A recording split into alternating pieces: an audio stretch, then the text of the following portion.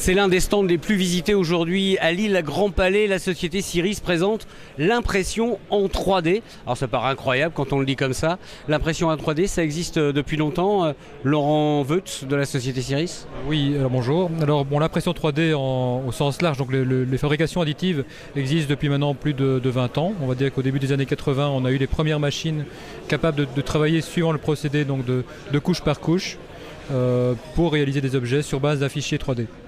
Expliquez-nous alors ce principe de couche par couche et de l'impression 3D. Alors, le point de départ de toutes ces techniques-là, c'est d'obtenir un fichier, donc issu d'un logiciel ou d'un scanning, d'avoir un fichier 3D de l'objet qu'on va couper en tranches. Donc on peut s'imaginer vraiment de couper chaque tranche va devenir un élément 2D qui va être dessiné ensuite et assemblé par la suite. Donc dans toutes les machines, on va avoir une réalisation de la pièce, couche par couche. Alors chaque couche va être réalisée, bon, ça peut être par un laser dans une matière qui réagit au laser, aux UV. Ça peut être comme ici par une tête d'impression qui va projeter de la colle sur de la poudre et qui va coller les grains de poudre les uns aux autres. Ça peut être du frittage direct, donc au laser également. Donc il y a différentes techniques, ça peut être de la découpe aussi.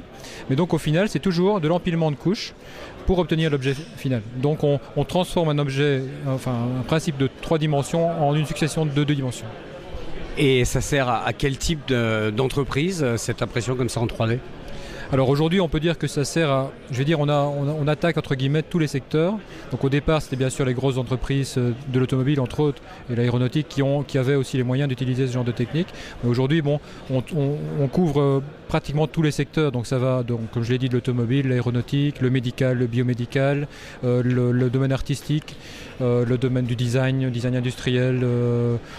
Je dirais, il n'y a pas vraiment de limite d'utilisation. Dès le moment où dans un métier, on a un fichier 3D, on peut réaliser la pièce par une des techniques de prototypage rapide. Vous pouvez nous montrer quelques-uns des exemples qui sont là et nous expliquer pourquoi vous les avez fait rapidement ? Alors, donc ici, justement, donc la machine qui est exposée, la machine qui est exposée ici, donc a réalisé cette pièce-ci.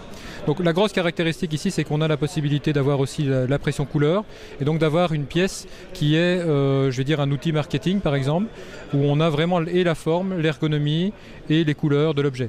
Donc ça permet, quand on a un projet flacon comme ça, de se rendre compte vraiment en taille réelle de ce que ça va donner. Voilà, donc par exemple pour montrer à leurs clients, pour en décider de voir si la forme est bonne, si l'aspect est bon, si l'objet est vendable tel qu'il est, ça permet vraiment d'aller très vite, d'avoir une pièce en main très vite et d'éviter par exemple des modifications importantes dans des outillages qui sont très coûteuses et de faire des graves erreurs. Un deuxième exemple, rapidement ?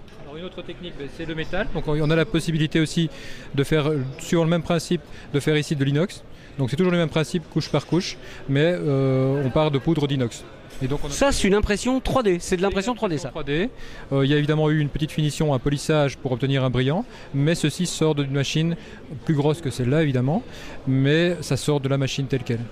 Combien de temps pour faire ça ?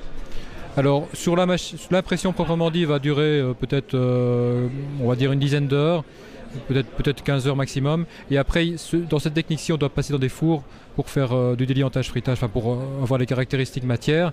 Et là le cycle va prendre de l'ordre de 5 à 6 jours. Donc on va dire que pour une pièce comme ça va varier entre 5 et 10.